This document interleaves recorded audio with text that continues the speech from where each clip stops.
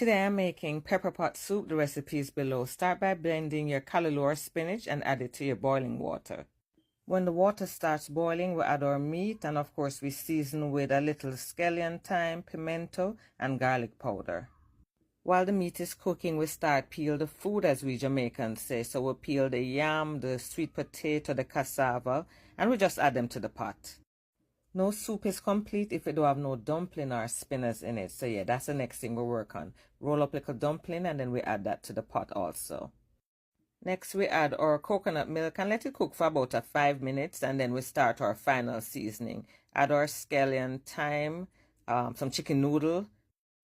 Also add some all-purpose seasoning, black pepper, salt, garlic powder, pimento. Can't leave out the scotch bonnet. Remember, it's pepper pot soup we're cooking. Watch the pot bubble upon the cold stove. Anyway, cook down, so it's done.